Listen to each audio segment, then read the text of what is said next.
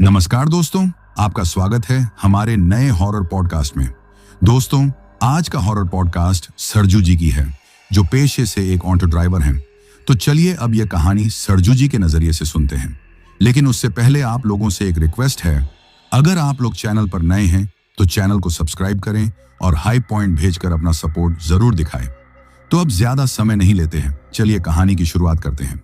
नमस्कार दोस्तों, मेरा नाम सरजू है। मैं ऑटो रिक्शा चलाने का काम करता हूं। लेकिन आज से लगभग 15 साल पहले मेरे साथ एक ऐसी घटना घटी थी। वही घटना मैं आपको बता रहा हूं। वह घटना वास्तव में बहुत ही भयानक थी। मैं एक ऐसी बूढ़ी प्रेतनी का शिकार बनने वाला था। वह बूढ़ी प्रेतनी देखने में तो इंसान जैसी दिख रही थी। उसको कोई देख करके बता नहीं सकता था कि वह वास्तव में एक भयानक प्रेतनी है। मैं उसके जाल में बहुत बुरी तरह से उलझ चुका था और मुझे पता नहीं चल पा रहा था कि मैं उसके जाल में उलझा हुआ हूं।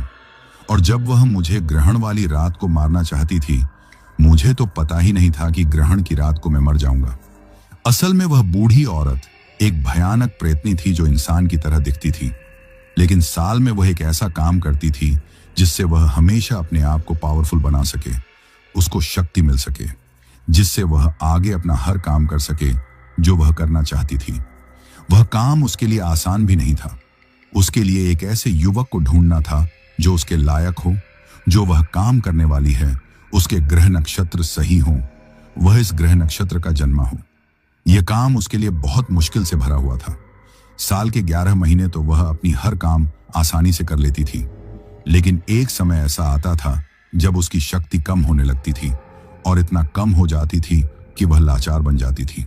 तब वह एक ऐसे नौजवान को ढूंढती थी जो उच्च नक्षत्र में पैदा हुआ हो, उसके मन माफिक हो, और तब वह नौजवान को लालच देती थी, किसी न किसी रूप में उसको फांसती थी। और मैं भी अब उसके जाल में फंस चुका था। मुझे तो नहीं मालूम कि मेरी क्या विशेषता है, मैं कौन सा ग्रह नक्षत्र में पैदा हुआ हूं। अगर मेरे भाग्य इतना बढ़िया होते तो क्या मैं ऑटो रिक्शा का ड्राइवर बनता? नहीं ना, मैं भी आराम से अपने घर पर बैठ करके लोगों पर हुक्म चलाता। सब कुछ मुझे घर बैठे मिलता। मुझे अपना गांव छोड़ करके और इतनी दूर हरियाणा के शहर गुरुग्राम में नहीं आना पड़ता, और ना ही मुझे ऑटो रिक्शा चलाना पड़ता। लेकिन उस बूढ़ी को मालूम था कि मैं कौन से नक्षत्र में पैदा हुआ हूं, मेरी ग्रह राशि क्या है, वह सब जान चुकी थी। और आने वाला चंद्र ग्रहण में वह मेरा काम तमाम करने वाली थी। जब उस रात वह महापूजा करने वाली थी ताकि उसकी शक्ति मिल सके, उसको पावर उतना मिल जाए जो उसे चाहिए था। मैं उत्तर प्रदेश के गोरखपुर जिला के एक छोटे से गांव का रहने वाला था। काम की तलाश में मैं गुरुग्राम आ चुका था, लेकिन जैसा मैं काम ढूंढ रहा था वैसा काम मुझे मिल नहीं पा रहा था। मिल तो रहा था लेकिन मेरी क्वालिफिकेशन उतनी नहीं थी उस काम के बराबर। तब मैं निराश हो गया था। मैं कोई लेबर जॉब तो करना नहीं चाहता था। जो मुझे आता था वही मैं करना चाहता था, लेकिन उसके लिए इस शहर में क्वालिफिकेशन चाहिए थी जो मेरे पास में नहीं थी। मैं एक बिजली मिस्त्री था, लेकिन मैं कोई ITI नहीं किया था, ना ही कोई मेरे पास में डिग्री थी। मैं तो गांव देहात का रहने वाला, और मेरे उस्ताद जी ने बिजली का सारा काम मुझे बताया था। मुझे लगा कि मैं शहर जाकर के किसी अच्छी फैक्ट्री में काम करूंगा और बढ़िया सैलरी मिलेगी। लेकिन यहां आने के बाद मुझे पता चला कि काम जानना अलग बात है। जब तक आपके पास में उस काम का सर्टिफिकेट नहीं है तब तक आपको जॉब नहीं मिलेगा। मैं उदास हो चुका था। मुझे लगा कि अपने गांव चलना चाहिए। यहां पर मेरी दाल नहीं गलने वाली। ना तो मेरे पास कोई डिग्री थी, ना कोई डिप्लोमा था, लेकिन काम मैं अच्छा कर लेता था। लेकिन क्या फायदा, जब तक सर्टिफिकेट ना हो, डिग्री ना हो, तब तक मैं किसी फैक्ट्री में काम नहीं कर सकता था। जिस दोस्त ने मुझे बुलाया था वह मेरा हौसला बढ़ा रहा था। कह रहा था कि गांव जाकर क्या करोगे, जब यहां पर आ चुके हो तो हम तुम्हारे लिए कोई ना कोई काम जरूर ढूंढेंगे, देखेंगे जो तुम्हारी लायक हो। लेकिन पूरा महीना गुजरने के बाद मुझे कोई काम नहीं मिला। तब हम एक रात को आपस में दोनों बात कर रहे थे। तब अचानक वह बोलने लगा, मेरा नाम लेकर के, अरे तुम तो ऑटो रिक्शा चला लेते हो ना, तूने बताया था एक बार। तब मैं बोला, हाँ मैं चला भी लेता हूं। अब मेरे पास लाइसेंस भी है, ड्राइविंग लाइसेंस भी है। बात क्या है, मैंने उससे पूछा अपने दोस्त से। तब वह कहने लगा कि मेरे पास एक आइडिया है कि जब तुम ऑटो रिक्शा चला लेते हो, तुम्हारे पास लाइसेंस भी है, तो फिर काम पक्का। मैं हैरानी से अपने दोस्त की तरफ देख रहा था। वह जो कह रहा था ना, मैं समझने की कोशिश कर रहा था, कौन सा काम पक्का। तब मेरा दोस्त कहने लगा, ऑटो चलाने का, तुम कल से ऑटो ड्राइवर बन जाओ। रहा ऑटो रिक्शा, तो मैं उसका प्रबंध मैं कर देता हूँ। मेरी जान पहचान का मालिक है जिसके पास में 3-4 ऑटो रिक्शा है। कोई ना कोई ऑटो रिक्शा वो तुम्हें किराए पर दे देगा और इसके बाद से तुम अपनी कमाई शुरू कर दो। उसकी बात में मुझे बहुत दम दिखाई दिया। बात तो बिल्कुल सही कह रहा था। पहले दिन से मैं कमाई करने लगूंगा, वह भी नगद, कोई बकाया नहीं, ना तो मुझे कुछ दिन का इंतजार करना पड़ेगा। मुझे अपने दोस्त का सलाह बहुत अच्छा लगा और मैं कहने लगा, ठीक है दोस्त, तुम ऐसा मेरे लिए कर दो, ऑटो रिक्शा का प्रबंध कर दो और मैं कल से ऑटो रिक्शा चलाने लग जाऊंगा। इसके बाद हम दोनों खुश हो चुके थे। अगले दिन मुझे ऑटो रिक्शा मिल गया था और फिर क्या था, मैं अपने काम पर लग गया था। लेकिन शहर अनजाना था, रास्ता अनजाना था, तो कभी कभी मैं भटक भी जाता था। लेकिन जब सवारी बैठ जाती तो खुद ही रास्ता बताने लगती थी कि ऐसे ले लो, इस मोड़ से इधर ले लो। तब मुझे लगा कि चलो ऐसे ही सही, कुछ दिन रहूंगा तो सारे रास्ते की, रोड की जानकारी हो जाएगी। और फिर मैं मेहनत करने लगा, ऑटो रिक्शा चलाने लगा और जेब में पैसा आने लगा। मेरा दोस्त भी खुश और मैं भी खुश। लेकिन मेरे में एक कमी थी, मैं सुबह में जल्दी उठ नहीं पाता था क्योंकि सारा दिन ऑटो रिक्शा चला चला करके थक जाता था। सुबह नींद बड़ी देर से खुलती थी, तो मैं एक ऐसा समय अपने लिए चुना जो मेरे लिए आसान हो। तब मैं दोपहर के बाद अपना ऑटो रिक्शा लेकर के निकलने लगा और देर रात तक मैं काम करने लगा। वह टाइम मुझे सूट भी कर रही थी। और फिर क्या था, रोज इस टाइम पर घर से निकलना, देर रात तक काम करना, फिर घर आकर के आराम से सो जाना। और ऐसे ही एक रात मैं काम पर था, अपना ऑटो रिक्शा लेकर के एक सवारी छोड़ने के लिए नई जगह पर। मेरे लिए तो वह नई जगह थी, वह नई कॉलोनी थी। पहली बार उस कॉलोनी के पास गया था। अंधेरा था और जब मैं सवारी को उतार देता हूं, जब अपने घर की तरफ चलने लगता हूं, क्योंकि रात ज्यादा हो गई थी, अब सवारी रोड पर नजर भी नहीं आ रही थी, तो मुझे लगने लगा कि अब घर पर चल करके आराम करना चाहिए। लेकिन मैं रास्ता भटक गया, कोई रास्ता बताने वाला नजर नहीं आ रहा था। मैं एक अनजान रास्ते पर चल रहा था। उस रास्ते पर कोई भी आता जाता मुझे दिखाई नहीं दे रहा था। खामोशी हर तरफ महसूस हो रही थी और एक चौराहे पर जाकर मैं अटक जाता हूं कि अब मैं किधर जाऊं, कुछ भी समझ में नहीं आ रहा था। तभी मैं देखा कि एक बूढ़ी औरत आती हुई दिखाई दी। वह थकी हुई दिखाई दे रही थी, चलने में उसको शायद परेशानी हो रही थी। तो मैं अपने ऑटो रिक्शा लेकर के उसी के पास पहुंच जाता हूं और वह मुझे देख करके खुश हो जाती है। अरे बेटा, मैं तो तेरे पास ही पहुंचने वाली थी, लेकिन क्या करूं, पैर अब जवाब दे रहे हैं। मैं अब सीधे ढंग से खड़ी भी नहीं हो पाती। क्या करूं, लाचार हूं बेटा, क्या तुम मुझे घर तक पहुंचा दोगे? मैं तो खुद उससे अपनी मदद मांगने गया था। तो अब बूढ़ी औरत शायद इसी क्षेत्र की है, वह मुझे रास्ता बता देगी। लेकिन वह तो सवारी निकली। मैं मना तो करने वाला था, लेकिन उसकी हालत देख करके मैं तरस खा गया। सही तो कह रही है, देखो इससे सही ढंग से चला नहीं जा रहा है, उम्र का तकाजा है, इसकी मुझे मदद करनी चाहिए। मेरा क्या है, मैं कोई ना कोई रास्ता ढूंढ ही लूंगा अपने कॉलोनी जाने के लिए, लेकिन इस बूढ़ी औरत का मैं जरूर मदद करूंगा। मैं उसको अपने ऑटो रिक्शा में बिठा लेता हूं और उसके बताए हुए रास्ते पर मैं चलने लगता हूं। लेकिन वह मुझे वीराने की तरफ लेकर जा रही थी। उस तरफ मुझे कोई कॉलोनी, कोई घर, कोई बस्ती नजर नहीं आ रही थी। तब मैं उससे पूछता हूं, बूढ़ी अम्मा, आपका घर कहां पर है? मुझे तो आसपास में कोई घर, कोई बस्ती दिखाई नहीं दे रहा है। तब वह कहने लगी, घबराओ नहीं बेटा, बस थोड़ी देर और आगे चलते रहो, मेरा घर बिल्कुल पास में है। मैं अब क्या करता, उसी रास्ते पर चलता रहा। जब कोई बस्ती फिर नहीं दिखाई पड़ रही है, कोई घर दिखाई नहीं पड़ रहा है, तो मैं फिर वही सवाल दोहराता हूं कि अब कितना दूर अम्मा, और कितना दूर? तब वह कहती है कि बेटा बस आ ही गया है, आगे जो भी बायां रास्ता तुम्हें दिखाई दे उसी रास्ते पर मोड़ लेना, बस कुछ दूर तक बाएं चलना है और मेरा घर आ जाएगा। मुझे उस बूढ़ी अम्मा पर तरस आ रहा था। मैं पूछने लगा, क्या अम्मा, अपने घर में क्या अकेली रहती हो? आपके परिवार में कोई नहीं है जो इतनी रात को आप अकेले आ रही हो? तब वह कहने लगी कि हाँ बेटा, तुमने सही समझा, मेरा बेटा भी है, बेटी भी है, लेकिन इस शहर में नहीं रहते, वह अलग शहर में रहते हैं। कभी कभी साल 6 महीने में बस कुछ दिनों के लिए आते हैं और फिर चले जाते हैं। तब मैं उससे पूछता हूं कि आप कहां गई थी, किसके पास? तब वह बताने लगती हैं, मैं अपनी एक सहेली के पास गई थी, कुछ दिन उसी के पास रही, लेकिन कब तक मैं किसी दूसरे के पास रह सकती हूं? उसका भी तो अपना घर है, परिवार है। मैं किसी पर बोझ नहीं बनना चाहती। मुझे अच्छा नहीं लगा।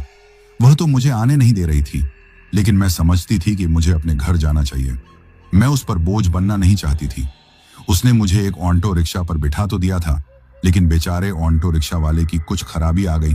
मैं सोचा कि चलो आगे चलती हूँ, चौराहे पर कोई ना कोई साधन मिल जाएगा। तो बेटा तुम मुझे मिल गए।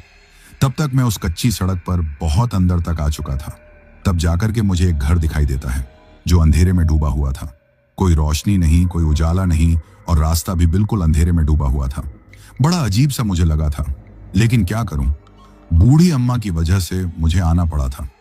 मैं उस घर के पास में ऑटो रिक्शा रोक देता हूं। तब बूढ़ी अम्मा ऑटो रिक्शा से उतरती हैं और अपने बैग से मेरा किराया निकालती हैं। उनको देख करके मेरा मन थोड़ा परेशान था। देखो, इस उम्र में इनको आराम की जरूरत है और यह इधर उधर भटक रही हैं, ठीक नहीं है। मैं उनके दिए हुए पैसे को देखता हूं तो किराए से बहुत ज्यादा था। मैं कहता हूं, अम्मा मेरा इतना किराया नहीं हुआ। तब वह कहती कि बेटा रख लो, तुम्हारे काम में आएगा। मेरे पास अपने लिए बहुत कुछ है, मैं क्या करूंगी इतने पैसों का? छाती पर रख करके थोड़ी ऊपर लेकर जाना है। उनकी बात सुनकर के मैं उनको समझाने लगा कि नहीं अम्मा, आज के टाइम में पैसे की महत्व है। अगर आपके पास पैसे नहीं हो तो कोई आपकी मदद नहीं करता। मैं बाकी पैसे उनको वापस करने लगता हूं। तब वह मुझे प्यार से डांटने लगती है और बोलती है कि तू मेरा बेटा नहीं है क्या? बेटा समझ कर रख ले, माँ का दिया हुआ।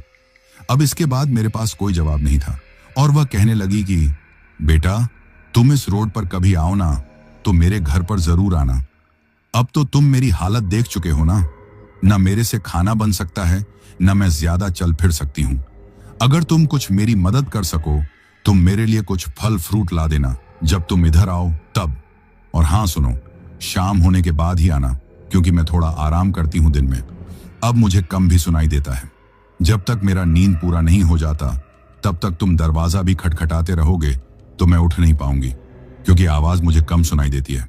खास करके जब मैं नींद में होती हूं ना तो मुझे पता ही नहीं चलता है। तो मेरी बात तुम समझ गए ना? मैं बूढ़ी अम्मा को देख करके मन ही मन विचार करने लगा, देखो इस उम्र में भी इनका क्या क्या करना पड़ता है। अगर उनके परिवार का कोई होता तो इनको आराम मिलता, खाने के लिए सब रिश्ते नाते हैं, लेकिन जब उम्र का यह पड़ाव आता है ना तो कोई साथ नहीं देता। शायद इनके साथ में यही सब चल रहा है। फिर मैं उस जगह से चल देता हूं अम्मा को बोल करके कि जरूर अम्मा, जब मैं इस रोड से गुजरूंगा तब मैं आपके पास जरूर आऊंगा, शाम के बाद जैसा आपने कहा है। और उसके बाद मैं उस जगह से मेन रोड पर आ जाता हूं। तभी एक ऑटो वाला मुझे दिखाई देता है।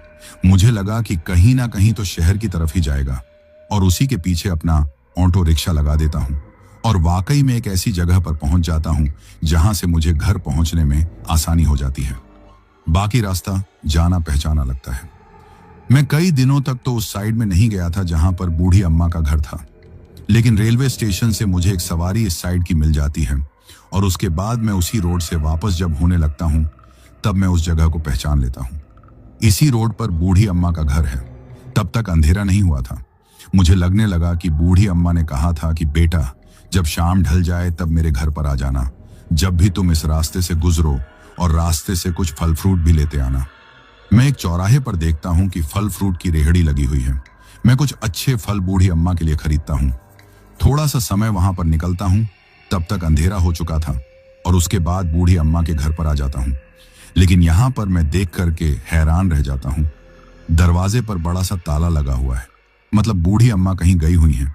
मुझे लगा कि कहीं आसपास में गई होंगी, क्योंकि उस रोड पर आगे में मुझे कुछ और भी घर दिखाई दे रहे थे, उनमें रोशनी जल रही थी।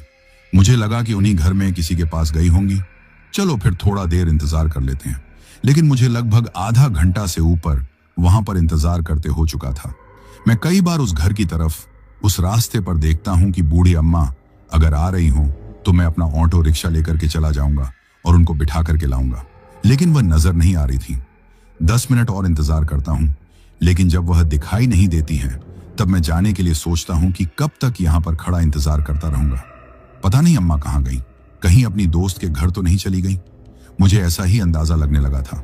फिर मैं अपने ऑटो रिक्शा को स्टार्ट करने लगा। कमाल की बात थी, ऑटो रिक्शा स्टार्ट ही नहीं हो पा रहा था। जबकि मैं रनिंग हालत में अम्मा के घर तक में लाया था। तब तक इसमें कोई खराबी नहीं थी, लेकिन पुरानी थी ना। मुझे लगा कि कुछ ना कुछ तो हो चुका है, कोई दिक्कत परेशानी आ चुकी है। और मैं जितना जानता था उतना अपना दिमाग लगा चुका था, लेकिन वह ऑटो रिक्शा स्टार्ट ही नहीं हुआ। मैं बहुत परेशान हो चुका था। मुझे लगा कि अब मेरा क्या, अब तो मैं इस जगह पर फंस चुका हूं। कैसे मैं अपनी कॉलोनी जाऊंगा? ये ऑटो रिक्शा अब जैसे मुझ पर बोझ बन गई थी। इसको कैसे ले जाऊंगा? ना तो इस क्षेत्र में मुझे कोई विशेष जानकारी थी कि मिस्त्री कहाँ मिलेगा, मैकेनिक कहाँ मिलेगा। मैं बहुत परेशान हो चुका था। मैं एक बार फिर इंजन को देखता हूं, कोई खराबी हो तो मैं ठीक भी करूं, लेकिन मुझे कुछ नजर नहीं आ रहा था जो एक नजर में देख करके खराब लगे। सब तार, बैटरी, सब कुछ अपनी जगह पर सही थे। तो आखिर ऐसी कौन सी परेशानी थी जो मुझे समझ में नहीं आ रहा था? अब मुझे लगने लगा कि इसके इंजन में ही कुछ गड़बड़ है। पुराना ऑटो रिक्शा है ना, अब मैं क्या करूं? ना तो मैं इसको छोड़ सकता था, ना तो इसको लेकर जा सकता था। मैं कैसी मुसीबत में फंस गया था जिसका हल मेरे पास में फिलहाल तो नजर नहीं आ रहा था। यह कैसी जगह पर था? ऐसी रोड पर था जिस पर कोई रोशनी नहीं थी। हाँ, आगे की जो घर मुझे दिखाई दे रहे थे वहां पर थोड़ी देर पहले रोशनी नजर आ रही थी, लेकिन वहां पर भी अब अंधेरा हो चुका था। तब मैं समय का अनुमान लगाने की कोशिश करता हूं। मुझे लगता है कि ज्यादा रात हो चुकी है, लोग बाग अपने घरों में सो चुके हैं। एक मैं ऐसा शख्स हूं कि मैं परेशानी में अभी भी घिरा हुआ हूं। मैं अपने ऑटो रिक्शा इस घर के सामने छोड़ करके पैदल चलकर मेन रोड पर आता हूं, ताकि कोई ऑटो रिक्शा वाला मिले तो मैं उससे मदद लूं। रस्सी बांध करके मैं अपने ऑटो रिक्शा का खिंचवा करके अपनी कॉलोनी तक लेकर जाऊं, लेकिन वहां पर भी मुझे निराशा हाथ लगी। कोई भी ऑटो रिक्शा वाला मुझे आता जाता बिल्कुल नहीं दिख रहा था। रास्ता खामोशी में घिरा हुआ था। ना तो कोई वाहन, ना कोई और सवारी मुझे आती जाती नजर आ रही थी। तब मैं आसमान की तरफ देखता हूं, तारे मुझे नजर आते हैं। अंदाजा लगाता हूं कि कहीं आधी रात तो नहीं हो गई है, और मैं फिर कुछ देर वहीं पर इंतजार करता हूं। ऑटो रिक्शा वाले को देखता रहता हूं कि कोई तो इस रोड से गुजरे ताकि मैं उससे मदद मांग सकूं, लेकिन कोई मुझे दिखाई नहीं देता। तब मैं वापस अम्मा के घर के पास आ जाता हूं जहां पर मेरा ऑटो रिक्शा खड़ा था। अब मुझे देख करके बहुत हैरानी हुई। अम्मा मेरे ऑटो रिक्शा के पास में खड़ी थी, जैसे मुझे ढूंढ रही हूं कि मैं कहां हूं।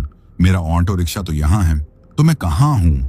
जब मैं अम्मा को देखता हूं ना, तो मेरा मन जो उदास था, परेशान था, कुछ पल के लिए मैं अपनी परेशानी भूल जाता हूं अम्मा का चेहरा देख करके। मैं लगभग दौड़ते हुए ऑटो रिक्शा के पास पहुंचता हूं और अम्मा से कहता हूं कि अम्मा, आप थीं कहां पर? मैं तो शाम से आपके पास इस घर के सामने इंतजार कर रहा हूं। देखिए ना, मुझे लगता है कि ज्यादा रात हो चुकी है। तब अम्मा कहती हैं कि बेटा, नाराज मत हो, मैं इसी रोड पर एक मेरी नई सहेली है, उसके पास चली गई थी। अकेला घर में मुझे बैठना बिल्कुल अच्छा नहीं लगता है। मुझे नहीं मालूम था कि तुम आने वाले हो, तो मैं बिल्कुल नहीं जाती। वह मुझे पहचान चुकी थी, उनका चेहरा पर मुझे मुस्कान दिखाई दे रहा था। तब मैं दोबारा उनसे पूछता हूं कि अम्मा, क्या आपने मुझे पहचाना? तब हंसते हुए कहने लगती हैं कि हाँ बेटा, तुम ही तो उस रात मुझे यहां पर लेकर आए थे, उस चौराहे से। मुझे अच्छी तरह से याद है। और तब मैं अम्मा की याददाश्त को दाद देता हूं, क्योंकि याददाश्त बहुत मजबूत है। तब अम्मा कहती हैं, चलो बेटा घर के अंदर, यह भी तुम्हारा ही घर है। मैं थोड़ा मुस्कुराता हूं, कहता हूं अम्मा, मैं एक मुसीबत में पड़ चुका हूं। तब वह कहती हैं हैरानी होती हुई, क्या हुआ बेटे? मैं कहता हूं अम्मा, मैं तो आया था आप ही के लिए बस, और यहां पर आकर के जब मुझे लगा कि आप नहीं हैं तो मैं लौटने लगा था, लेकिन मेरा ऑटो रिक्शा स्टार्ट नहीं हो रहा है। वह कहने लगी, कोई बात नहीं है, यह भी तुम्हारा ही घर है, चलो रात हम अंदर बिताते हैं। ऑटो रिक्शा कल तुम्हारा सही हो जाएगा, अब आज रात तो कुछ नहीं हो पाएगा, आधी रात हो चुकी है बेटे। अम्मा जब कहती हैं कि चलो अब तो आज रात कुछ नहीं हो पाएगा, तब मैं अम्मा के साथ घर के अंदर आता हूं। घर के अंदर मैं पहली बार आया था। जो कुछ घर में साज सजावट सब महंगे मुझे दिखाई दे रहे थे। जो कुछ भी मैं उस घर में देख रहा था, फर्नीचर से लेकर के घर के पर्दे तक, सोफा से लेकर के कुर्सी तक, सब महंगे वाली नजर आ रही थी। तब मुझे अम्मा की सही में औकात का पता चला था कि शायद ये सही कह रही हैं। इनके पास पैसा बहुत है, धन दौलत भरा हुआ है। उन्होंने उस रात बिल्कुल सही कहा था कि बेटा, मेरे पास में पैसे की कमी नहीं है। वह बात मैं उस घर को देख करके समझ चुका था। मैं जो फल फ्रूट लेकर के आया था, अम्मा को दे देता हूं। अम्मा देख करके खुश हो जाती हैं और कहती हैं, बेटा तू भी तो भूखा ही होगा ना? मैं बोला, अम्मा मैं तो कुछ ना कुछ रास्ते में खाता रहता हूं, मुझे भूख नहीं है, आप ये फल फ्रूट खा लो। तब वह कहती कि नहीं बेटा, हम दोनों मिलकर के खाते हैं और ऐसा वह करती भी हैं। फल फ्रूट खाने के बाद मुझे नींद का एहसास होने लगा था। हालांकि ऐसा मेरे साथ में नहीं होता था, मैं बहुत देर रात के बाद में सोता था, लेकिन आज जैसे उस फल फ्रूट को खाता हूं ना, मुझे नींद आने लगती है। शायद अम्मा समझ जाती हैं कि मैं सोना चाहता हूं। अम्मा कहती हैं कि आओ बेटा, मुझे एक कमरे के अंदर ले जाती है। वहां सुंदर सा बिछावन है, सुंदर सा कमरा है, और वह पलंग तो बहुत ही महंगे वाली थी जिस पर अम्मा मुझे सोने के लिए कहती हैं। मैं नींद में जैसे झूम रहा था, मुझे खड़ा रहना अच्छा नहीं लग रहा था, और मैं अम्मा के कहते ही मैं पलंग पर लेट जाता हूं और मैं नींद के आगोश में चला जाता हूं। उसके बाद जब मेरी नींद खुलती है ना, तो सुबह हो चुकी थी। मैं तरोताजा था, बिल्कुल फ्रेश था, थकान मेरी सब उतर चुकी थी। सामने एक आईना था। जब मैं पलंग से उतर करके आईने की तरफ देखता हूं तो मैं हैरान रह जाता हूं। मेरी ललाट पर जैसे हल्दी लगाई गई थी, और वह भी ज्यादा मात्रा में। मेरा पूरा ललाट जैसे हल्दी से पुता हुआ था, पीला पीला लग रहा था। मैं अम्मा अम्मा की आवाज लगाने लगा। शायद यह अम्मा का काम था, शायद वह समझ चुकी थी कि मैं थकान में हूं। यह कोई उबटन तो नहीं था, मेरे मन में यही ख्याल आया था। लेकिन मैं कोई गांव में थोड़ी था, मैं तो शहर में था। अम्मा शहर की लगती थी, बोलचाल भाषा सब शहर वाली थी। तो ये मेरे ललाट पर क्या लगा था, किसने लगाया था? मैं अम्मा अम्मा चिल्लाने लगता हूं, लेकिन अम्मा उस बड़े घर में कहीं पर भी दिखाई नहीं देती। आखिरकार मैं उस कमरे में लौट आता हूं जिस पलंग पर मैं लेटा हुआ था। वहां पर एक कॉपी कलम दिखाई देता है। कॉपी पर कुछ लिखा हुआ था। मैं पढ़ने लगता हूं। अम्मा ने लिखा था, देखो बेटा, मुझे कहीं अर्जेंट जाना था, इसलिए मैंने तुम्हें जगाया नहीं। तुम्हारे ललाट पर जो पीला कलर दिखाई दे रहा है वह एक जड़ी बूटी है। जब तुम सो गए थे ना, तो तुम बुखार से तप रहे थे।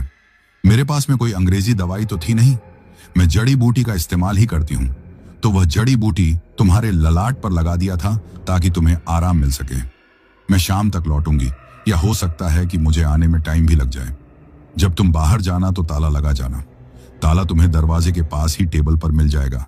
चाबी भी तुम अपने साथ ले जाना, क्योंकि इस ताले की चाबी मेरे पास में है। दरवाजा खुला मत छोड़ना, तुम अपना ख्याल रखना। जब मैं वह लेटर पढ़ता हूं और तब मुझे समझ में आता है कि क्या मुझे रात में बुखार हो गया था। शायद बूढ़ी अम्मा ने मुझे जड़ी बूटी का लेप लगाया था ताकि मेरा बुखार जल्दी से उतर जाए, और ऐसा ही मुझे महसूस हो रहा था। इसके बाद मैं उस ताला को उठाता हूं, गेट पर लगा देता हूं और चाबी को संभाल कर अपने जेब में रख लेता हूं। मैं ऑटो रिक्शा के पास जाता हूं। एक बार और कोशिश करता हूं कि शायद स्टार्ट हो जाए, और स्टार्ट हो भी गया था। यह मेरे लिए आश्चर्य से कम नहीं था। जो शाम को इतना मेहनत मैंने किया, लेकिन यह रिक्शा स्टार्ट नहीं हुआ, और सुबह होते ही एक किक में रिक्शा स्टार्ट हो चुका था। शायद यह भी मेरी तरह थक चुका था, इसको भी आराम की जरूरत थी जैसे मुझे थी। और मैं फिर अपना रिक्शा स्टार्ट करके और अपने घर की तरफ चल पड़ता हूं। मुझे वह अम्मा एक अपने परिवार की तरह लगने लगती है। उन्होंने मेरा कितना ख्याल रखा था। मेरे लिए वह जड़ी बूटी का लेप बनाया होगा, मेरे सर पर लगाया होगा। वह तो खुद बूढ़ी हैं। मैं उन्हीं के बारे में लगातार सोचता रहता हूं कि काश मैं उनके घर में जन्म लेता। मैं उनको कभी अकेला नहीं छोड़ता। मैं उन्हीं के साथ हमेशा रहता, उनकी देखभाल करता। लेकिन मेरा ऐसा कहां किस्मत था। मैं कैसे घर में जन्म लिया था जहां पर गरीबी गरीबी दिखाई दे रही थी। हम लोग मेहनत करते थे तो शाम को हमारा घर का चूल्हा जलता था, नहीं तो चूल्हा बंद मिलता था। मैं ऐसे सोचते सोचते अपने कॉलोनी पहुंच चुका था। अब तो मुझे इस शहर के कुछ कुछ रास्ते पहचाने लगने लगे थे। मैं अब ज्यादा भटकता नहीं था। मैं अम्मा के बारे में सोच रहा था। अगली बार जाऊंगा ना तो उनसे पूछूंगा कि आप अपने बेटे बेटियों के पास में क्यों नहीं चली जाती हैं, क्यों अकेली रहती हो। आप उनके पास सुरक्षित रहोगी, खाने पीने का समय पर मिलेगा। लेकिन यहां पर तो ऐसा नहीं है ना। मैं ऐसे ही विचार अपने मन में सोचता हुआ कब अपने कॉलोनी में दाखिल हो गया, पता ही नहीं चला। मैं घर पहुंच करके इस अम्मा के बारे में सोचते सोचते कब नींद आ गया, मुझे पता ही नहीं चला। वह लेप जो मेरे सर पर अम्मा ने लगाई थी, जड़ी बूटी वाला, वह तो मैं घर आते ही साफ कर दिया था। लेकिन उसका जो कलर था ना, अभी भी मेरे ललाट पर दिखाई दे रहा था, पीले कलर का। मैंने सोचा कि कोई बात नहीं, सुबह उठ करके मैं इसको साफ सुथरा कर दूंगा। और सुबह में मैं बिल्कुल फ्रेश महसूस कर रहा था। मुझे नहीं लग रहा था कि मैं बीमार था, मुझे बुखार लगा हुआ था। मैं घर का जो भी अपना छोटा मोटा काम था उसको सुबह में निपटा लेता, फिर दोपहर के बाद मैं अपने ऑटो रिक्शा लेकर के चल पड़ता हूँ। ऐसा ही मैं रोज करता था, लेकिन आज सवारी बहुत ज्यादा मिल रही थी, एक सवारी को छोड़ना था तो दूसरा सवारी मुझे तैयार मिलती थी। ऐसा तो पहले कभी नहीं होता था। कभी कभी तो मैं सवारी के लिए तरस भी जाता था, लेकिन आज शायद मेरा लक, भाग्य साथ दे रहा था। मुझे ऐसा ही लग रहा था और देर रात तक मैं ऐसा ही करता रहा। आज मुझे अच्छा इनकम हो चुका था, मैं थक भी गया था। मुझे लगा कि बस अपने कॉलोनी चलते हैं, आराम करते हैं, और मैं वही करता हूं। अपने कॉलोनी वाले रास्ते पर चल पड़ता हूं।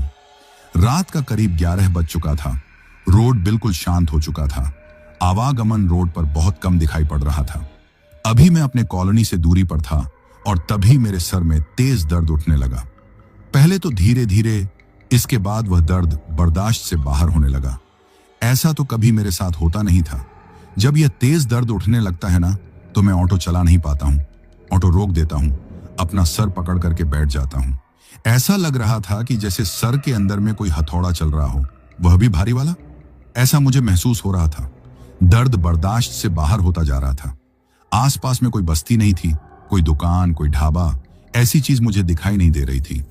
मैं एक ऐसे रोड पर था जो दोनों साइड में पेड़ पौधे, झाड़ियां नजर आ रही थी। हालांकि यह रोड मेरे लिए अनजाना नहीं था। इस रोड से मैं अक्सर अपनी कॉलोनी की तरफ आता था, जाता था, और मैं जिस जगह पर खड़ा था ना, वह जगह सुनसान पड़ी हुई थी।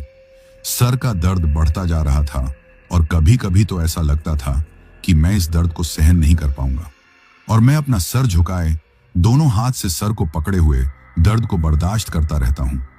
लेकिन तभी एक पल आता है, अचानक लगता है कि जैसे मेरे सर के अंदर में कोई गुब्बारा फटा हो, और फिर मुझे कुछ याद नहीं है। जब मैं अपने आप को देखता हूं होश आने के बाद, तो मैं अपनी ही ऑटो में बैठा हुआ था। सर का दर्द अब गायब हो चुका था।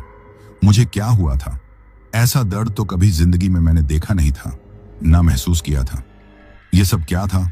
और मैं अपने ललाट पर कुछ महसूस करता हूं तो पाता हूं कि कुछ लेप लगा हुआ है, चिपचिपा सा। मैं ऑटो रिक्शा का मिरर में देखता हूं तो जैसा लेप अम्मा ने लगाया था, जिसको बोल रही थी कि यह जड़ी बूटी का लेप है, वैसा ही लेप मैं फिर देखता हूं। मैं थोड़ा परेशान हो जाता हूं कि आखिर यह लेप किसने लगाया भाई? मैं तो अम्मा के घर से काफी दूरी पर हूं, अम्मा तो यहां तक आ ही नहीं सकती। तो क्या यह अपने आप लग चुका है? यह कैसे हो गया? कौन किया? अचानक मुझे इतना तेज दर्द सर में कैसे उठा था? क्या कारण था? मैं समझ नहीं पाता हूं। समय का अनुमान लगाता हूं, यह भी टाइम कितना हुआ होगा, लेकिन मैं सही से अनुमान लगा नहीं पाता हूं। लेकिन अब मेरे सर में कोई दर्द नहीं था। लेकिन यह लेप के बारे में सोच करके मैं थोड़ा परेशान हो जाता हूं। आखिर ये मेरे माथे पर किसने लगाया, जबकि यहां पर कोई बस्ती नहीं है? तो कौन ऐसा कर सकता है? लेकिन वहां पर मैं रुकना मुनासिब नहीं समझता हूं, और मैं अपना ऑटो स्टार्ट करता हूं और अपनी कॉलोनी की तरफ चल पड़ता हूं। रास्ते भर मैं इसी बात को सोच रहा था, ये मेरे साथ में क्या हो रहा है? कौन था जो यह सब मेरे साथ में किया है? अम्मा तो हरगिज नहीं हो सकती, वह तो बूढ़ी औरत है, और इतनी दूर भला कैसे आ सकती है? और तब तक मैं अपनी कॉलोनी के अंदर दाखिल हो चुका था। घर पहुंचने के बाद मैं एक बड़े आईना में अपने आप को देखता हूं, उस लेप को भी देखता हूं। वैसा ही लेप था बिल्कुल जैसे अम्मा ने लगाया था। कोई फर्क नहीं था, दोनों में एक जैसा ही दिख रहा था। मैं उस लेप को हटा देता हूं, मुंह धो लेता हूं, लेकिन हल्का फुल्का कलर अभी मुझे नजर आ रहा था। मैं परेशान तो बहुत था, लेकिन कुछ भी समझ में नहीं आ रहा था। मुझे लगने लगा था कि कल मैं अम्मा के पास चलूं और उनसे पूछूं, कहीं आपने तो यह मेरे साथ में नहीं किया था? लेकिन अगले पल मैं अपने आप ही बोलने लगता हूं, ऐसा कैसे हो सकता है? अम्मा तो उस जगह से काफी दूरी पर थी, वह भी आधी रात को इतना दूर कैसे आ सकती है? नहीं, यह खेल कोई और है। मुझे इस बात को समझना पड़ेगा, लेकिन समझने के लिए भी अम्मा के पास तो जाना ही पड़ेगा। अगले दिन मैं दोपहर के बाद फिर निकलता हूं। मेरी कॉलोनी से ही सवारी मिलनी शुरू हो जाती है और आगे तक मिलती जाती है। मैं तो अम्मा जहां रहती थी उस तरफ में भी जाना चाहता था, लेकिन उस तरफ का कोई सवारी मिली ही नहीं। आज भी अच्छा काम हो रहा था जैसे कल हुआ था। मैं थोड़ा हैरत में था कि वही ऑटो रिक्शा, वही चलाने वाला मैं, लेकिन बदलाव नजर आ रहा था। इंसान को जब पैसे की लालच हो जाती है ना, तो अपना दुख दर्द भी भूलने लगता है, और ऐसा ही मेरे साथ में अब हो रहा था। मैं लालच में पड़ चुका था और मैं अम्मा के घर नहीं जाता हूं। जहां जहां की सवारी होती है वहां वहां मैं उनको छोड़ता रहता हूं। इस तरह रात को 11 बज जाते हैं। मैं बिल्कुल सही था, मेरे सर में कोई दर्द नहीं हो रहा था, न मुझे कोई बुखार जैसा महसूस हो रहा था। मैं अम्मा के घर से काफी दूरी पर था, यूं कहूं कि उल्टी दिशा में था। 11 बजने के बाद मैं थक चुका था और कोई परेशानी भी नहीं थी। मुझे अच्छा पैसा मैं कमा चुका था। मुझे लगा कि अब अपने घर चलना चाहिए, आराम करना चाहिए। कल की कल देखेंगे। कल अम्मा के पास मैं चल पड़ूंगा, आज नहीं। और मैं अपने कॉलोनी की तरफ रिक्शा मोड़ लेता हूँ और उसी रोड पर चलने लगता हूँ जिस रोड पर मैं कल था। लगभग वही जगह थी, थोड़ा आगे पीछे हो सकता है। और जैसे ही उस जगह पर मैं निकलने लगता हूँ, अचानक सर का दर्द आ जाता है। जोर जोर से सर फटने लगता है। उस दर्द को मैं बर्दाश्त नहीं कर पा रहा था। ऑटो रिक्शा रोक देता हूँ, दोनों हाथों से अपना सर पकड़ लेता हूँ। किसी तरह से मैं उस सर दर्द को आराम करना चाहता था, लेकिन वह तो ज्यादा बढ़ता ही जा रहा था। कल की तरह ही लग रहा था। इतना तेज दर्द सर के अंदर में जैसे कोई एक नहीं, दो दो हथौड़े बजा रहा हूं। अचानक कल जैसे ही मुझे महसूस होता है जैसे मेरे सर के अंदर में कोई गुब्बारा फट गया है और मैं अपना होश खो देता हूं। जब मुझे होश आता है तब मेरा आंख खुलता है। सर का दर्द बिल्कुल गायब हो चुका था। मैं अपना ऑटो रिक्शा में ही बैठा हुआ हूं, टेक लगाए हुए। ये सब क्या है? क्या हो रहा है मेरे साथ में? ये दर्द अचानक मेरे सर में क्यों आ जाता है? सारा दिन कुछ भी नहीं था। मैं आराम से अपना काम करता रहा, लेकिन रात होते ही जैसे कल हुआ था, आज भी हुआ। तभी ललाट पर वैसे ही मुझे महसूस होने लगता है जैसे मेरे ललाट पर कोई लेप लगा दिया हो। मैं ऑटो रिक्शा के आईना में देखता हूं तो मैं कांप जाता हूं। यह तो वैसे ही था जैसा कल मैंने देखा था, जैसे कोई जड़ी बूटी का लेप हो। मैं आज खौफ में भर जाता हूं। समय का अंदाजा बिल्कुल नहीं है, लेकिन लग रहा है कि आधी रात से ज्यादा का वक्त हो चुका है। मैं इस वक्त ललाट पर लगा हुआ लेप हटाने लगता हूं, लेकिन वह हटा नहीं है। जब मैं हटाने की कोशिश करता हूं तो फिर दर्द होने लगता है। मैं और डर जाता हूं। ये मेरे जीवन में क्या चल रहा है? कौन ये मेरे साथ में कर रहा है? क्या कोई भूत प्रेत या कोई डायन मेरे साथ में कोई खेल खेल रही है? पहली बार मैं इस चीज पर ध्यान करता हूं। मुझे कुछ भी अंदाजा लग नहीं पाता कि आखिर मेरे साथ में ये सब क्यों चल रहा है, कौन कर रहा है और क्यों कर रहा है। मैं 2-3 बार उस लेप को हटाने की कोशिश करता हूं और जैसे ही हटाने लगता हूं सर का दर्द होने लगता है। तब मैं बहुत डर गया था। मुझे अब लगने लगा था कि कुछ ना कुछ मेरे साथ में अजीब सा चल रहा है, जो मुझे उसके बारे में कुछ भी जानकारी नहीं थी। मैं डरा हुआ था और फिर मैं अपने घर की तरफ लौटने लगता हूँ। घर पहुंचने पर मैं घड़ी देखता हूँ, टाइम देखता हूँ तो पता चलता है कि रात के 2 बजे हुए हैं। मतलब मैं उस जगह पर काफी देर तक रहा था, शायद बेहोशी में। मैं घर में आकर के भी डरा हुआ था। मैं फिर आईना देखता हूँ, वैसे ही मेरा ललाट लगता है जैसा कल था। मैं फिर पानी से उसको छुड़ाने लगता हूँ, तब वह छूट जाता है और कोई दर्द भी नहीं होता, लेकिन उसका निशान मेरे ललाट पर दिखाई देता है। आखिर ये सब क्या हो रहा है? कौन कर रहा है? कोई मेरे साथ में कोई जादू टोना तो नहीं कर रहा है? मुझे ऐसा ही लगा था। अब मैं क्या करूं? लेकिन दिमाग काम कर नहीं रहा था। मुझे लगा कि अभी तो रात बाकी है, मुझे आराम कर लेना चाहिए और सुबह का सुबह हम सोचेंगे कि करना क्या है। सुबह में 9 बजे उठता हूं, अपने आप को देखता हूं। फ्रेश लग रहा था। ना तो कोई सर में दर्द था, ना कोई बुखार, ना कुछ ऐसा जो मुझे तकलीफ दे रहा हो। मेरी बॉडी बिल्कुल फिट थी। मैं फिर आईने में देखता हूं अपने आप को। हटा वो निशान जो रात में दिखाई दे रहा था पीले रंग का, अब नहीं था। मैं सोचने लगा किसके बारे में, मैं किससे राय लूं, बताऊं कि मेरे साथ में सब क्या हो रहा है। मैं सही से सोच नहीं पाता हूं। मैं एक रिश्तेदार के पास पहुंचता हूं और मोटा मोटी उसे बता देता हूं। तब वह मुझे ज्ञान देता है कि तुम्हें किसी पंडित से मिलना चाहिए, किसी पुजारी से मिलना चाहिए या फिर कोई तंत्र मंत्र के जानकार से बात करना चाहिए। इसको तुम हल्के में मत लो। जैसा तुम बता रहे हो ना, ये सही नहीं है। ये तभी होता है जब कोई डायन, कोई तंत्र मंत्र तुम्हारे साथ में कर रही होती है। क्या तुम्हारे आसपास में कोई ऐसा है जो तुम्हारे साथ में ये गंदा खेल खेल सकता है? मैं सोचते हुए उसको जवाब देता हूं कि नहीं, मेरे आसपास में ऐसा कोई है ही नहीं जो ऐसा गंदा काम मेरे साथ में कर रहा है। आखिर तब यह कौन कर रहा है? मेरे रिश्तेदार भी सोच में डूब गए थे। कई तरह की बातें मुझे समझा रहे थे, मुझे ज्ञान दे रहे थे। ऐसा करना चाहिए, वैसा करना चाहिए, तुम्हें रात को रोड पर अकेले घूमना नहीं चाहिए। लेकिन वह बात मुझे समझ में नहीं आ रही थी। मैं बहुत ही परेशान था, जैसे समझाने बुझाने की शक्ति जा रही हो। मुझे एक ऐसे दोस्त की तलाश थी जो मेरी हर बात को समझे, उचित सलाह दे। लेकिन ऐसा कौन हो सकता है मेरा दोस्त? मैं अपने दिमाग में सब सोचने लगता हूं, लेकिन ऐसा नहीं लगता है कि ऐसे मैं किसी दोस्त को जानता हूं। लेकिन मैं कुछ सोचने लगा था जो मेरे रिश्तेदार ने बताया था कि ऐसा करो, रात को तुम मत चलाया करो और दिन के टाइम काम करो, रात में घर में रहो, ऐसा करके देख लो। वही मैं बात मन में बिठा लिया, ताकि सोचा कि चलो करके देखते हैं। इसके बाद भी अगर कुछ होता है तब सोचा जाएगा। लेकिन बड़ा अजीब समस्या थी, आखिर यह सब कैसे हो जाता था मेरे साथ। मेरे को भी 2 दिन से 2 रात से सर दर्द तेज तेज हो जाना, फिर मैं बेहोशी में चले जाना, और उसके बाद जब होश आए तो सर पर, ललाट पर वह पेस्ट का लगा होना। कमाल की बात थी सभी। लेकिन मैं सोचा कि कल से क्यों आज से इस चीज को अपने ऊपर लागू करता हूं। फिर मैं काम पर निकल चुका था। मेरा इरादा था कि दिन भर में काम करूंगा और रात के टाइम अपने घर पर आ जाऊंगा। लेकिन फिर वैसे ही हालात बनने लगी थी, काम पर काम मिलते जा रहे थे। मैं एक जगह से दूसरी जगह, दूसरी जगह से तीसरी जगह, ऐसा ही आगे बढ़ता जा रहा था। कब अंधेरा हो गया, कब रात हो गई, पैसे की चमक में मुझे नजर नहीं आया। तब जाकर के मैं थोड़ा अंदाजा लगाता हूं कि आखिर कितनी रात हो गई है। रात 10 से ऊपर का टाइम हो चुका था। तब मैं देखता हूं कि आखिर मैं हूं कहां पर। वह इलाका थोड़ा जाना पहचाना लग रहा था। खैर, अब तो मैं हर रोड को थोड़ा जानने पहचानने लगा था। इसमें मुझे कोई आश्चर्य नहीं हुआ।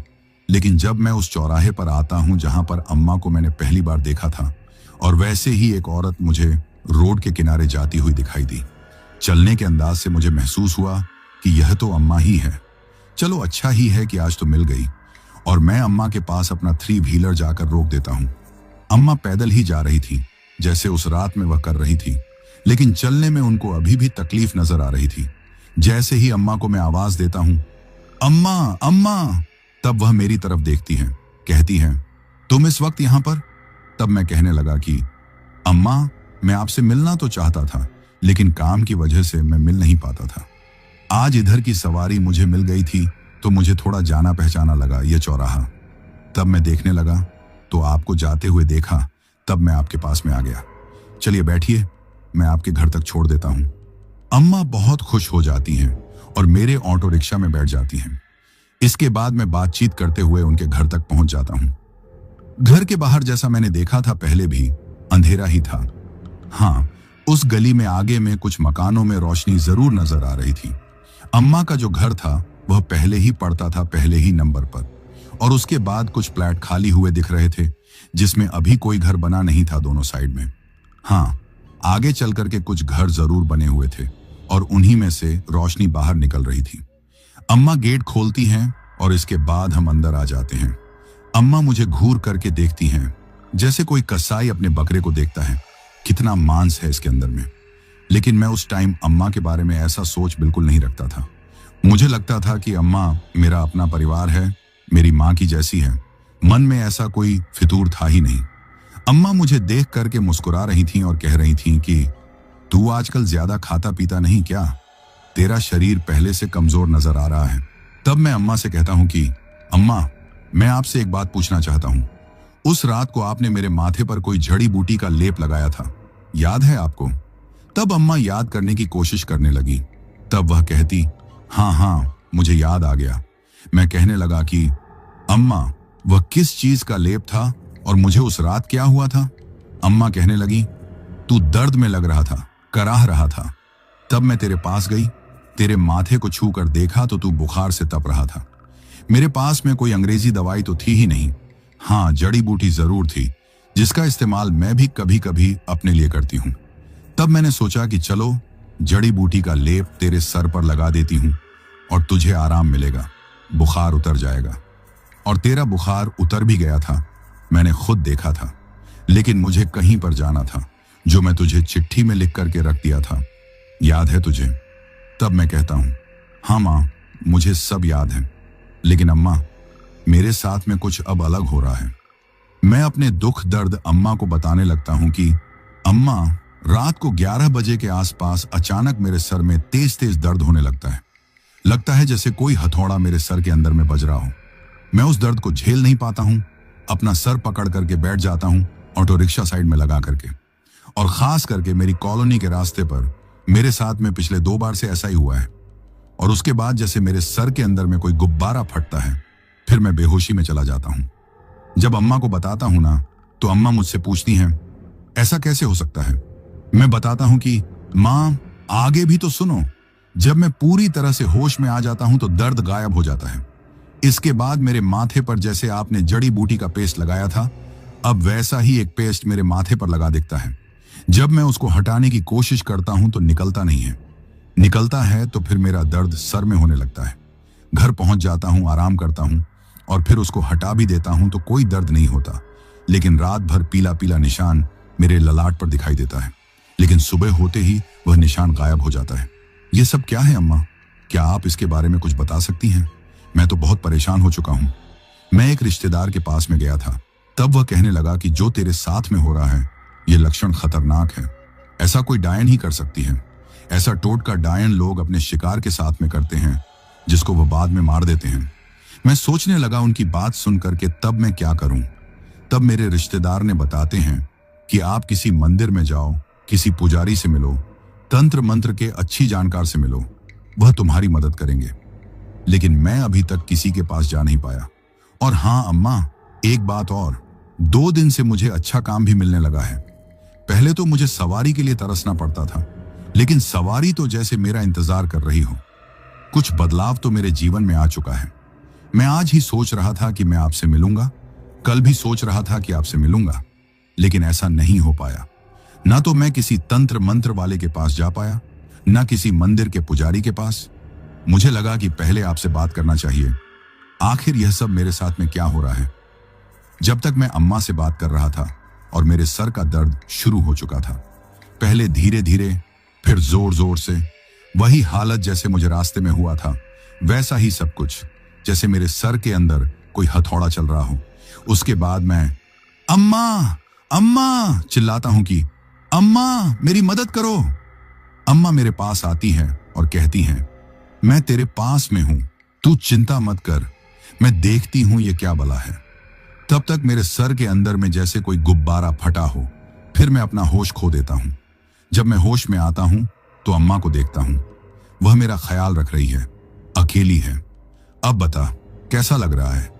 क्या अभी भी तेरे सर में दर्द है? मैं अपना सर को देखने लगता हूं, महसूस करता हूं छू करके। तब वैसा ही पेस्ट मेरे सर पर लगा हुआ था। मैं हैरानी से अम्मा की तरफ देखता हूं। ये क्या है अम्मा? क्या आपने लगाया है? तब अम्मा कहती कि हाँ, ये वही जड़ी बूटी वाला पेस्ट है, इससे तुझे राहत मिली होगी। मेरे पास में कोई दवाई नहीं थी, तो मैं इसी पेस्ट का तेरे सर पर लगा दिया।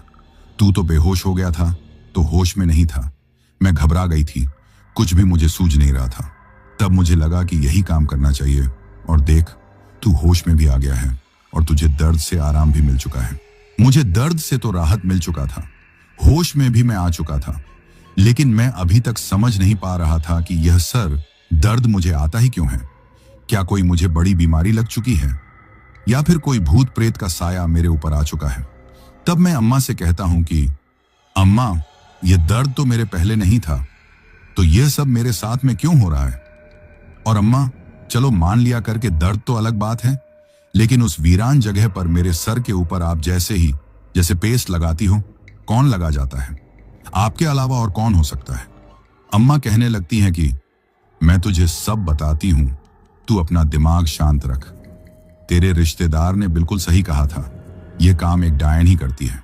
ऐसा टोटका वह डायन करती है, जिस इंसान के साथ में वह कोई खेल खेलना चाहती हो, तब यह टोटका उसके साथ किया जाता है। और यह टोटका करना आसान भी नहीं है। कभी कभी इसका उल्टा असर भी होता है। अगर इस टोटके में मंत्र का जाप सही ढंग से ना किया जाए तो करने वालों पर उल्टा असर हो जाता है। लेकिन तू घबरा मत, मैं जान चुकी हूं कि वह कौन है और तुझे क्या करना चाहती है। कल ग्रहण की रात है, कल चंद्र ग्रहण है। मैं इतना बड़ा ज्ञानी तो नहीं हूं, लेकिन थोड़ा बहुत मैं भी तंत्र मंत्र का जानकार हूं। थोड़ी सी गणना मुझे भी आती है, और उस गणना से मैंने जो जाना है कि तेरे साथ वह डायन कुछ गलत करना चाहती है, और वह टाइम है कल का। जब अम्मा ये बात बोलती है ना, तो मैं भयभीत हो जाता हूं, डर जाता हूं, शरीर पसीने पसीने हो जाता है। घबरा के अम्मा से पूछता हूं कि अम्मा, अब तुम क्या करोगी? क्या मैं मर जाऊंगा उस डायन के हाथ? तब अम्मा मुस्कुराती हैं, कहती हैं, नहीं, मेरे रहते हुए वैसा कर ही नहीं पाएगी। तू चिंता मत कर, बाकी मैं सब संभाल लूंगी। लेकिन एक काम तुझे जरूर करना पड़ेगा। तुझे इस घर में जब तक ग्रहण खत्म नहीं हो जाता है, वह रात खत्म नहीं हो जाती, तुझे बाहर बिल्कुल नहीं निकलना है। तब मैं तेरी मदद कर सकती हूँ। बोल, क्या कहता है? जान से कुछ बढ़कर तो है नहीं। मैं अम्मा से कहता हूं कि अम्मा, आप जो चाहे करो, लेकिन मुझे कुछ होना नहीं चाहिए। मैंने आपको बताया था ना कि मैं किसी मजबूरी में शहर में आया हूं।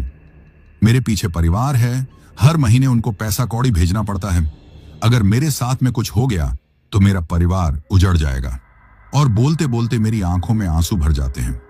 तब अम्मा कहती हैं कि तू घबरा मत, बाकी सब मैं देख लूंगी।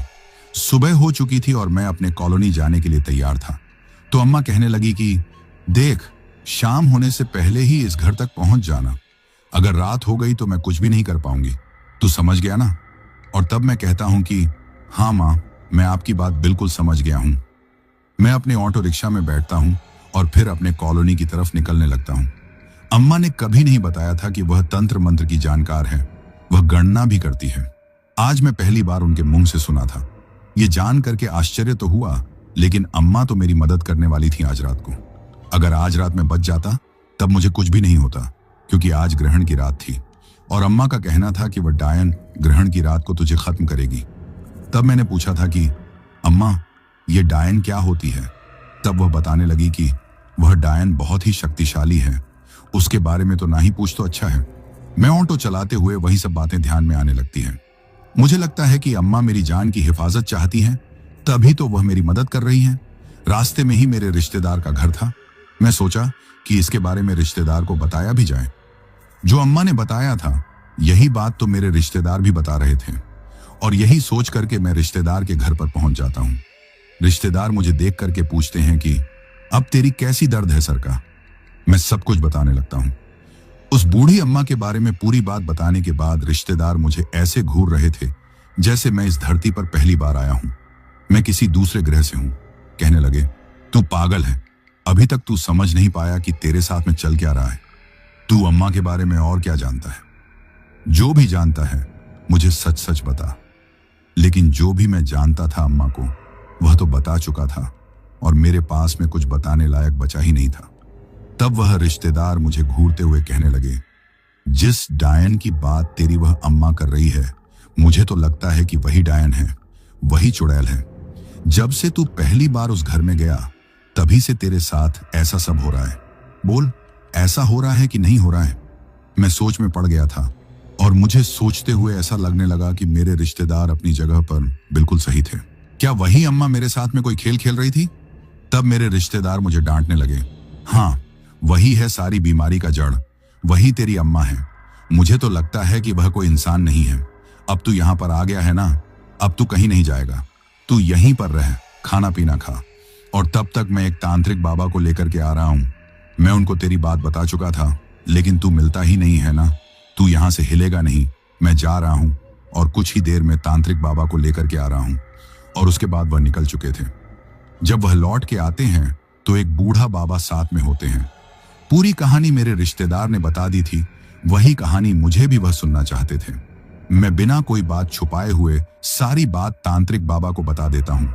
तब वह कहते हैं, मैं देखता हूं, अब आज ही चंद्र ग्रहण की रात है और मुझे तैयारी करनी पड़ेगी। मेरे रिश्तेदार से बात करते हैं और फिर दोनों लोग बाहर निकल जाते हैं और जाते जाते कहते हैं कि तू इस घर से कहीं पर भी नहीं निकलेगा। तुझ पर ग्रह अभी भारी चल रहा है, तेरे साथ कुछ भी हो सकता है। लेकिन अभी दिन का टाइम था, अभी तो शाम हुई भी नहीं थी। लेकिन रिश्तेदार वह नहीं चाहते थे कि मैं इस घर से कहीं बाहर निकलूं। और जब वह लौट कर आते हैं तो पूरे इंतजाम से। जब रात हो जाती है तब वह तंत्र वाला मेरे साथ में तंत्र मंत्र करने लगता है। एक लाल रंग का गमछा मेरे गले में डाल देता है जिसमें कुछ मंत्र लिखे हुए थे। फिर वह अपनी पूजा पाठ करने लगता है। कितना देर तक पूजा पाठ चलता रहता है मुझे पता नहीं चलता, लेकिन इतना चलता है कि रात ज्यादा हो चुकी है। मैं पूछना चाहता हूं कि और कितनी देर पूजा पाठ चलेगा, क्या मैं बच नहीं पाऊंगा कि नहीं? और तब वह तंत्र वाले बाबा कहते हैं, तुम शांत रहो, तुम कोई बातचीत मत करो, तुम्हारा शांत रहने में ही तुम्हारी भलाई है। देखो, अगर तुम्हें कोई बुलाए तो तुम उठना भी मत। कोई रोए, कोई चिल्लाए, कहे कि तुम आ जाओ मेरे पास में, तब भी मत जाना। और तब मैं कहता हूं कि कौन आएगा? तब तांत्रिक बाबा कहते हैं, वही तेरी अम्मा। अम्मा की आवाज तुझे सुनाई देगी रोते हुए। वह तुझसे कहेगी कि मैं बहुत तकलीफ में हूं, तुम मेरी मदद कर दे। अगर तू इस आसन से उठ गया तो मैं तेरा कुछ भी नहीं कर पाऊंगा। वह तुझे लेकर चली जाएगी हम लोग हाथ मलते रह जाएंगे। पूरी बात तांत्रिक बाबा बताते हैं। आधे घंटे के बाद में जैसे मेरे कानों में अम्मा की चिल्लाने की आवाज सुनाई देती है, तू कहाँ है, मेरा बेटा कहाँ है, मैं कब से तेरी बाट देख रही हूँ, मैं इस दरवाजे के बाहर हूँ, तू जल्दी से मेरे पास में आ जा, मैं बहुत तकलीफ में हूँ, एक गाड़ी वाले ने मुझे टक्कर मार दिया है, मैं दर्द में हूँ, मेरे बच्चा मुझे मेरे घर तक ले चल ताकि मैं अपना इलाज कर सकूं। वह आवाज सुनकर के मैं बेचैन हो गया था। मेरे सर का दर्द फिर उखड़ने लगा था। ऐसा लगने लगा था कि सर दर्द से फट जाएगा। मैं उठने लगता हूं, लेकिन मेरे रिश्तेदार मुझे जबरदस्ती बिठा देते हैं और कहते हैं, यहां से हिला भी मत, ना उठना भी। वही है तेरी अम्मा जो दरवाजे के बाहर खड़ी हुई है, तुझे ले जाने के लिए आई है, सदा सदा के लिए। इसके बाद तू कभी भी हम लोगों को नजर नहीं आएगा। तू समझ गया ना? अगर तुझे जिंदा रहना है अपने परिवार के खातिर, तो तुझे यहां रहना पड़ेगा। वह अम्मा दर्द से बिलखती हुई मुझे आवाज दे रही थी। वह बार बार कह रही थी कि बेटा, मुझे या तो हॉस्पिटल में ले चल या फिर मेरे घर में ले चल। मैं दर्द में हूं, तकलीफ में हूं, मैं खड़ी नहीं हो पा रही हूं, सारा बदन में चोट लगा हुआ है। तू मेरी मदद कर, तू मेरी मदद कर। मैं तुझे बहुत पैसा दूंगी, मैं तुझे धन दौलत बहुत कुछ दूंगी, बस तू मेरे पास में आ जा। मेरे रिश्तेदार मुझे पकड़े गए थे, मुझे अब हिलने तक नहीं दे रहे थे। सर दर्द बढ़ता ही जा रहा था, फटा जा रहा था, मन घबरा रहा था। जैसे मेरी कान में अम्मा की आवाज आती थी तो मैं सब कुछ भूल जाता था। बस लगता था कि यह सर का इलाज मेरी अम्मा ही कर सकती है, नहीं तो मैं मर जाऊंगा। इतना दर्द हो रहा था मेरे सर में, लेकिन मेरे रिश्तेदार मुझे थामे हुए थे, मुझे उठने तक नहीं दे रहे थे। कह रहे थे, बस थोड़ी देर और बाकी सब ठीक हो जाएगा। और ऐसा ही होता है। कुछ देर के बाद दर्द बहुत तेज बढ़ जाता है। फिर ऐसा ही लगता है कि मेरे सर के अंदर में कोई गुब्बारा फट गया। एक आवाज सुनाई देती है और फिर मैं अपने होश खो देता हूं। जब मैं होश में आता हूं ना, तब मेरे रिश्तेदार मुझे देख करके मुस्कुराते हैं, कहते हैं कि सब कुछ सही हो गया, तुझे डरने की जरूरत नहीं थी। वह तेरी अम्मा ही थी जो तुझे मार करके अपनी शक्ति बढ़ाना चाहती थी। वह एक प्रेत आत्मा थी, कोई डायन नहीं।